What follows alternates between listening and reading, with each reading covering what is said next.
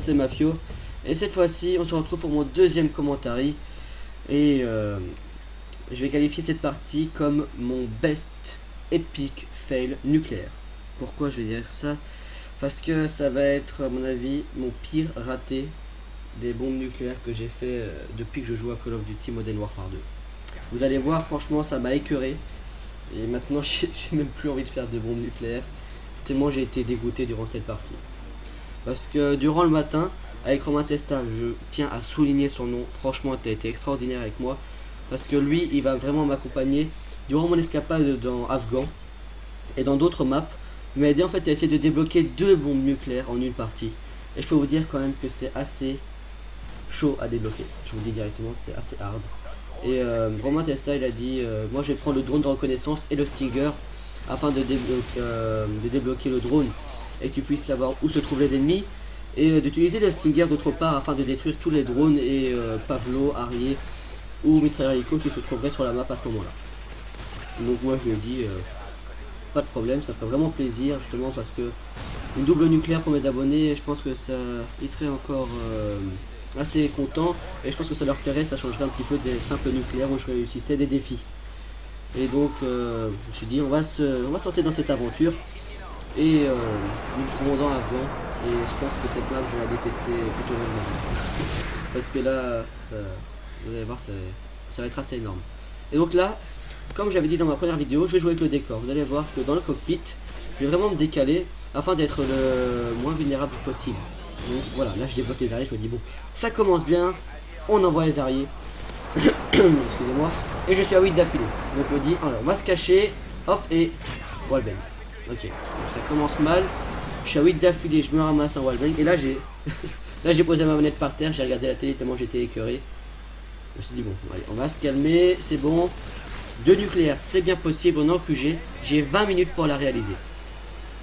Pas de problème, je repars à la charge et ça va, on va dire, plus ou moins bien se passer pour le début.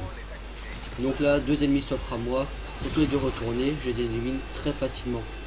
Et donc je précise vite fait ma classe avec le TAR 21, c'est pillard, force d'opposition, commando, afin de pouvoir sauter sans mourir d'assez haut, surtout quand on est dans Afghan, je dois sauter de la colline par exemple.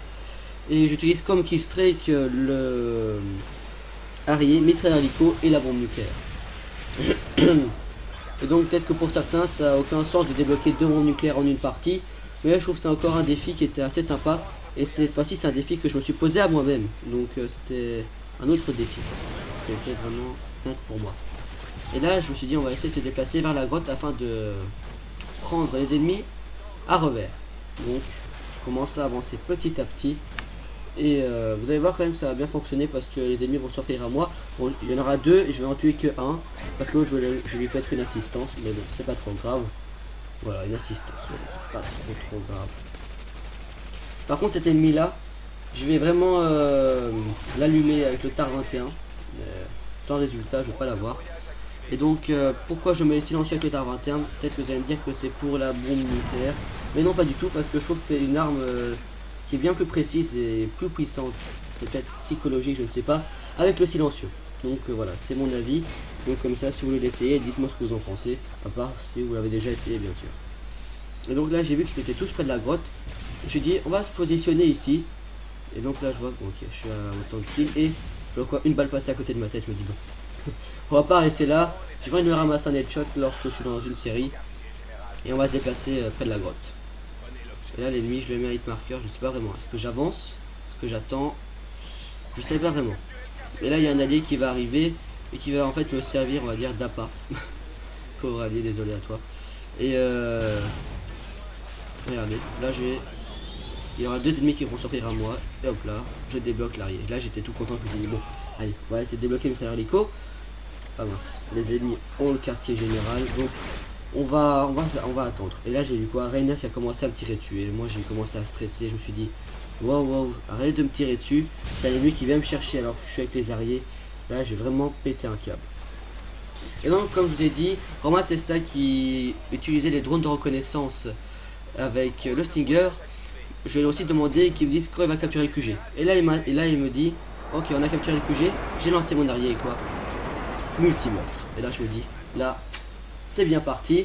Allez, on va aller se cacher et envoyer ce bon mitrailleur hélico afin de débloquer le bombe nucléaire. Mais bon, comme il faut savoir qu'avant j'avais joué un peu à Black Ops, j'ai un peu moins l'habitude de la sensibilité du mitrailleur hélico, donc je passe en sensibilité 2 afin de plus ajuster les ennemis, de mieux ajuster les ennemis. Et donc là, vous connaissez tous le mitrailleur hélico dans Modern Warfare 2 pour ceux qui ont déjà joué. C'est du spawn kill, hein. Dès que vous commencez à allumer 2-3 ennemis, ils vont commencer à réapparaître au même endroit et vous faites un plaisir fou. Donc vous allez voir que c'est ce qui va se passer. Et là, regardez les pauvres ici, hop là, triple meurtre. Et là, je me dis, où ils sont les ennemis là? Ah, ok, ils sont là-bas. Par contre, mon mitrailleur faudrait peut-être bouger là. Ok, il commence à se déplacer. Et j'allume un ennemi morphine. J'ai un peu de mal pour l'allumer, mais j'ai quand même réussi. Et là, 2 ennemis vont sortir à moi. Et là, je me dis, il me reste combien pour la nucléaire? Et voilà, bombe nucléaire débloquée. Et je me suis dit, pour mes abonnés, une double nucléaire dans une même partie, ça serait pas mal. Donc je me suis suicidé expressément afin de recommencer une série. Et donc là, j'envoie ma nucléaire, je me dis, non, c'est bon. Calme, Mafio, le stress, on va pas l'envoyer tout de suite. Et heureusement, j'ai eu un réflexe de faire triangle pour pas l'envoyer. Et comme le QG était à ma droite, je me suis dit, on va essayer de prendre les ennemis de nouveau par le dos afin de protéger aussi le QG de loin. Vous allez voir que on va dire que ça va plus ou moins bien fonctionner, mais je vais quand même être stoppé dans ma série, vous allez voir. Donc là, je me dis, ok, il n'y a pas d'ennemis dans les parages et j'ai pas regardé ma carte. Et derrière moi, pouf, je me suis ramassé un scope. Et donc là, je me suis dit, bon, c'est pas grave, j'ai déjà une nucléaire. Ok, il n'en manque plus qu'une pour mes abonnés, ils seront vraiment contents, à mon avis, parce que ça va vraiment, comme je l'ai dit, changer des 5 nucléaires ou choses nucléaires avec le P90 lunettes thermiques par exemple. Par contre, je précise quand même que les personnes que je vais filmer ici maintenant ne sont pas avec moi, ce ne sont pas des amis à moi, donc je les connais pas du tout. Et par contre, le mec là, le pillard poids plume et visée solide avec une MG4, j'ai pas vraiment compris. Donc voilà, mais bon, chacun son style de jeu, je vais pas commencer à critiquer. Et là, je suis reparti, je me remets un peu dans le bunker pour voir si je peux pas allumer des ennemis de loin.